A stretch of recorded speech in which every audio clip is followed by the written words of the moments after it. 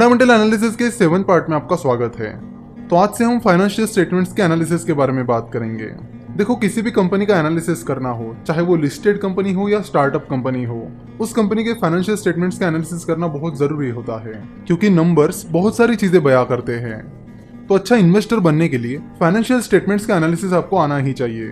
तो financial statements का analysis सीखने के बाद आप बड़ी आसानी से फाइनेंशियल स्टेटमेंट्स का एनालिसिस कर पाओगे। फाइनेंशियल स्टेटमेंट्स में मेनली 3 चीजें होती है: balance sheet, profit and loss statement जिसे इनकम स्टेटमेंट भी कहा जाता है, और कैश फ्लो स्टेटमेंट। तो हम शुरुआत करेंगे बैलेंस शीट से। फाइनेंशियल स्टेटमेंट्स का एनालिसिस करते वक्त जो सबसे पहली चीज हमारे दिमाग में आती है वो ये कि फाइनेंशियल स्टेटमेंट्स ढूंढे कहाँ पर। किसी भी कंपनी के फाइनेंशियल स्टेटमेंट्स ढूंढने के लिए आपको उस कंपनी की वेबसाइट पर जाना होगा और इन्वेस्टर रिलेशंस इस सेक्शन पर क्लिक करना होगा। फॉर एग्जाम्पल, अगर आपको रिलायंस इंडस्ट्रीज के फाइनेंशियल स्टेटमेंट्स चाहिए तो उसके लिए आपको रिलायंस इंडस्ट्रीज की वेबसाइट पर जाकर इन्वेस्टर रिलेशंस पर क्लिक करना होगा। तो इन्वेस्टर रिलेशंस पर क्लिक करने के बाद यहाँ पर फाइनेंशियल रिपोर्टिंग आपको दिखेगा, जिस पर क्लिक करने पर आपको रिलायंस इंडस्ट्रीज के फाइनेंशियल स्टेटमेंट्स मिल जाएंगे। सिमिलरली, फिलहाल हम आईसीआईसीआई सिक्योरिटीज का एनालिसिस कर रहे हैं। तो आईसीआईसीआई सिक्योरिटीज के फाइनेंशियल स्टेटमेंट्स पता करने के लिए आपको आईसीआईसीआई सिक्योरिटीज की वेबसाइट icicisecurities.com पर जाकर अबाउट अस पर क्लिक करना होगा, जिसके बाद आपको इन्वेस्टर रिलेशंस नाम का सेक्शन मिल जाएगा, जिस पर क्लिक करने पर आपको आईसीआईसीआई सिक्योरिटीज के फाइनेंशियल स्टेटमेंट्स मिल जाएंगे। फाइनेंशियल स्टेटमेंट्स 2 टाइप में आते हैं: कंसोलिडेटेड फाइनेंशियल स्टेटमेंट्स और स्टैंड अलोन फाइनेंशियल स्टेटमेंट्स। तो इन दोनों के बीच का डिफरेंस जानना भी बहुत जरूरी है। स्टैंड अलोन फाइनेंशियल स्टेटमेंट्स सिर्फ उस कंपनी के फाइनेंशियल स्टेटमेंट्स होते हैं, उसमें उस कंपनी की सब्सिडरी शामिल नहीं होती। फॉर एग्जांपल, अगर आप रिलायंस इंडस्ट्रीज के स्टैंड अलोन स्टेटमेंट्स देखोगे तो उनमें बस रिलायंस इंडस्ट्रीज का मेन बिजनेस इंक्लूड है। उसमें रिलायंस इंडस्ट्रीज की सब्सिडरीज जैसे कि रिलायंस जियो, रिलायंस रिटेल, इनका परफॉर्मेंस इंक्लूड नहीं होता है। वही कंसोलिडेटेड स्टेटमेंट्स में कंपनी के मेन बिजनेस के साथ ही उसकी सब्सिडरीज भी ऐड होती है। तो रिलायंस इंडस्ट्रीज के कंसोलिडेटेड बिजनेस में उसकी मेन कंपनीज साथ ही उसकी सब्सिडरीज जैसे कि रिलायंस जियो, रिलायंस रिटेल, ये भी शामिल होती है। तो किसी भी कंपनी के फाइनेंशियल स्टेटमेंट्स का एनालिसिस करते वक्त आपको स्टैंड अलोन और कंसोलिडेटेड इन दोनों पर ध्यान रखना होगा। क्यों? क्योंकि आपको पता चले कि कंपनी का स्टैंड अलोन बिजनेस कैसे परफॉर्म कर रहा है और कंपनी की सब्सिडरीज कैसे परफॉर्म कर रही है। अगर आप रिलायंस इंडस्ट्रीज के पिछले 1-2 साल का एनालिसिस करोगे तो आपको पता चलेगा कि कंपनी का स्टैंड अलोन बिजनेस उतना कुछ खास परफॉर्म नहीं कर रहा है। वही कंपनी की सब्सिडरीज बहुत ही आउट परफॉर्म कर रही है, जिसमें रिलायंस जियो और रिलायंस रिटेल का परफॉर्मेंस बहुत ही आउटस्टैंडिंग रहा है। तो फिलहाल रिलायंस इंडस्ट्रीज के कंसोलिडेटेड स्टेटमेंट्स में रिलायंस जियो और रिलायंस रिटेल का कंट्रीब्यूशन बढ़ रहा है। तो शुरू करते हैं बैलेंस शीट से। देखो, बैलेंस शीट का एनालिसिस बहुत जरूरी है, क्योंकि बैलेंस शीट के एनालिसिस से आपको बहुत सारी चीजें पता चलती है, जैसे कि कंपनी के पास कितना रिजर्व्स एंड सरप्लस है, कंपनी अपना कितना प्रॉफिट कंपनी में रीइन्वेस्ट कर रही है, कंपनी पर कितना डेट है, क्या कंपनी ने कोई रिलेटेड पार्टी ट्रांजैक्शंस किए हैं, कंपनी का डेट एक लिमिट में है या लिमिट से बाहर जा रहा है। तो इन जैसी बहुत सारी चीजें आपको बैलेंस शीट एनालाइज करके पता चलती है।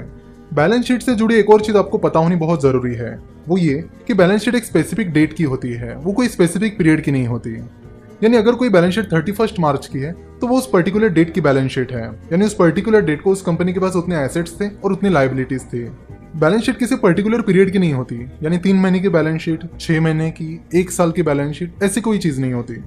वही प्रॉफिट एंड लॉस स्टेटमेंट किसी पीरियड का बनता है, जैसे कि 3 महीने का प्रॉफिट एंड लॉस, 6 महीने का, 12 महीने का। तो हमेशा याद रखना, बैलेंस शीट किसी पर्टिकुलर पीरियड की नहीं होती, वो पर्टिकुलर डेट की होती है। बैलेंस शीट में मेनली 2 चीजें होती है: एसेट्स और लायबिलिटीज। एसेट्स मतलब कंपनी के पास कितनी संपत्ति है, और लायबिलिटीज मतलब कंपनी के ऊपर कितनी देनदारियां हैं। शुरुआत में हमने आपको जो 2 वीडियोस देखने के लिए कहा है, उनमें ऑलरेडी एसेट्स और लायबिलिटीज की बेसिक बातें कवर की गई है, तो आज हम उस पर बात नहीं करेंगे। आज हम डायरेक्टली एनालिसिस पर आएंगे। यहाँ पर हम अपना पूरा फोकस एनालिसिस पर रखेंगे। तो शुरुआत करेंगे लायबिलिटीज से। बेसिकली 2 टाइप्स की लायबिलिटीज होती है: शेयर होल्डर्स फंड्स, जिसे शेयर होल्डर्स इक्विटी भी कहा जाता है, और दूसरा है लायबिलिटीज, जिसे आप एक्सटर्नल लायबिलिटीज भी कह सकते हो। शेयर होल्डर्स फंड्स में 2 चीजें आती है: शेयर कैपिटल और रिजर्व्स एंड सरप्लस। जब कोई कंपनी अपने शेयर्स इशू करती है तो वो हर शेयर की एक फेस वैल्यू डिसाइड करते हैं, जो कि 2 रुपए, 5 रुपए, 10 रुपए ऐसे होती है। फेस वैल्यू बस एक अकाउंटिंग टर्म है, तो उस पर आपको ज्यादा ध्यान देने की जरूरत नहीं है। मान लेते कि कोई कंपनी अपने 10 करोड़ शेयर्स आईपीओ में इशू कर रही है, उन्होंने एक शेयर की फेस वैल्यू 10 रुपए रखी है, वही वो कंपनी अपने शेयर्स 1000 रुपीज पर शेयर की प्राइस पर लोगों को बेच रही है। तो अपने 10 करोड़ शेयर्स 1000 रुपीज की प्राइस पर बेचने के बाद कंपनी को 10,000 करोड़ रुपीज मिलेंगे। कंपनी के एक शेयर की फेस वैल्यू 10 रुपए है और कंपनी ने उस पर 990 रुपीज का प्रीमियम लगाकर अपने शेयर्स 1000 रुपीज की प्राइस पर बेचे हैं। सो अगर आप कंपनी की फेस वैल्यू को नंबर ऑफ शेयर्स इशूड से मल्टीप्लाई करोगे तो आपको कंपनी का शेयर कैपिटल मिलेगा, और फिर फेस वैल्यू के ऊपर कंपनी ने जो प्रीमियम लगाया है उसे आप नंबर ऑफ शेयर्स इशूड से मल्टीप्लाई करोगे तो आपको कंपनी का शेयर प्रीमियम मिलेगा, जो कि रिजर्व्स एंड सरप्लस में जाता है। तो यहाँ पर उस कंपनी का शेयर कैपिटल होगा face value that is 10 rupees multiplied by number of shares issued that is 10 crore is equal to 100 crore, और शेयर प्रीमियम होगा प्रीमियम जो कि 990 रुपीज है multiplied by number of shares issued that is 10 crore is equal to 9900 crore. तो ये 100 करोड़ रहेगा उस company का शेयर कैपिटल और ये 9900 करोड़ रहेगा उस कंपनी का शेयर प्रीमियम, जो कि जाएगा कंपनी के रिजर्व्स एंड सरप्लस में। रिजर्व्स एंड सरप्लस में शेयर प्रीमियम के अलावा और एक चीज होती है जिसे कहते हैं रिटेन्ड अर्निंग्स। तो चलिए देखते हैं कि रिटेन्ड अर्निंग्स क्या होती है। कंपनी को जो नेट प्रॉफिट होता है उसमें से शेयर होल्डर्स को डिविडेंड और शेयर बायबैक देने के बाद जो कुछ बचता है उसे रिटेन्ड अर्निंग्स कहते हैं, और ये retained earnings reserves and surplus में जाती है। रिटेन्ड अर्निंग एक बहुत ही इंपॉर्टेंट चीज है। अगर कंपनी की अच्छी खासी रिटेन्ड अर्निंग्स है तो उसकी मदद से कंपनी अच्छा खासा एक्सपांशन कर सकती है, और बिना डेट लिए या कम डेट लिए भी कंपनी अपना अच्छा एक्सपांशन कर सकती है। कंपनी के रिटेन्ड अर्निंग्स का एनालिसिस करने के लिए आपको देखना होगा कि हर साल कंपनी की रिटेन्ड अर्निंग्स किस हिसाब से बढ़ रही है। देखो, फाइनेंशियल स्टेटमेंट्स का एनालिसिस करते हो तो एक चीज हमेशा ध्यान रखना कि यहाँ पर कंपनी के पिछले 1-2 साल का एनालिसिस करके काम नहीं चलता है। आपको कम से कम पिछले 5 से 7 साल के फाइनेंशियल स्टेटमेंट्स का एनालिसिस करना होगा। यहाँ पर एक नोट्स नाम का कॉलम है, तो आप देख सकते हो कि रिजर्व्स एंड सरप्लस के आगे 4 नंबर लिखा है। तो रिजर्व्स एंड सरप्लस को डिटेल में समझने के लिए आपको 4 नंबर की नोट पर जाना होगा, जो कि आपको बैलेंस शीट के नीचे मिलेगी। चलो तो नोट नंबर 4 पर जाकर देखते हैं कि रिटेन्ड अर्निंग्स कैसे निकालते हैं। जैसे कि मैंने आपको पहले ही बताया कि नेट प्रॉफिट में से डिविडेंड और शेयर बायबैक सब्ट्रैक्ट करने के बाद आपको रिटेन्ड अर्निंग्स मिल जाएगी। तो नोट नंबर 4 पर आने के बाद यहाँ डी पॉइंट में आप देख सकते हो सरप्लस। तो यहाँ पर आप देख सकते हो add profit after tax for the year, जिसके सामने आप देख सकते हो कि फाइनेंशियल ईयर 2018 में कंपनी को 557 करोड़ का प्रॉफिट हुआ था। ये सारे नंबर्स मिलियन में है, इन्हें मैं आपको करोड़ में कन्वर्ट करके बता रहा हूँ। और फाइनेंशियल ईयर 2017 में आईसीआईसीआई सिक्योरिटीज को 338 करोड़ का प्रॉफिट हुआ था। जैसे कि आप यहाँ नीचे देख सकते हो कि कंपनी ने फाइनेंशियल ईयर 2018 में 177 करोड़ का इंटरिम डिविडेंड दिया है, और उस डिविडेंड पर कंपनी ने 36 करोड़ का डिविडेंड डिस्ट्रीब्यूशन टैक्स पे किया है। तो नेट प्रॉफिट में से ये दोनों फिगर सब्ट्रैक्ट करने के बाद आपको कंपनी की रिटेन अर्निंग्स मिल जाएगी। इस पीरियड में कंपनी ने कोई शेयर बायबैक नहीं किए हैं, इसलिए वो अमाउंट आपको सब्ट्रैक्ट करने की जरूरत नहीं है।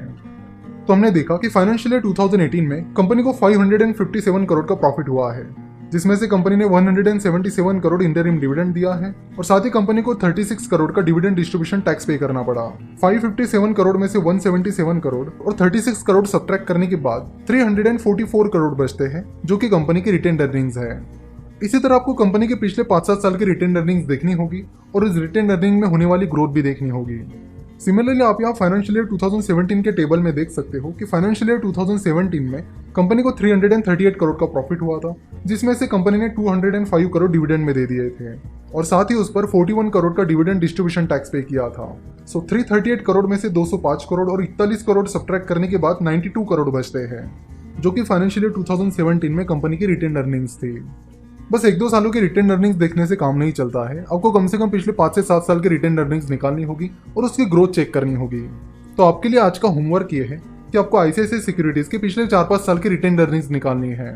तो आप ये रिटेन्ड अर्निंग्स निकालिए और नेक्स्ट लेक्चर से हम वहां से कंटिन्यू करेंगे। आशा करता हूँ कि आपने आज का ये सेशन बहुत एंजॉय किया होगा, क्योंकि फाइनेंशियल स्टेटमेंट्स का एनालिसिस हमारा भी एक फेवरेट टॉपिक है, जिसे सिखाने में हमें भी काफी मजा आता है। आशा करता हूँ कि आप भी इसे पूरी तरह से एंजॉय कर रहे होंगे। आगे चलकर ये एनालिसिस बहुत ही इंटरेस्टिंग होने वाला है। सो जल्दी आपसे मिलेंगे नेक्स्ट पार्ट में। हमसे जुड़े रहने के लिए आप हमें फेसबुक, ट्विटर और इंस्टाग्राम पर फॉलो कर सकते हो। वीडियो देखने के लिए और हमारे साथ जुड़े रहने के लिए आपका बहुत बहुत धन्यवाद।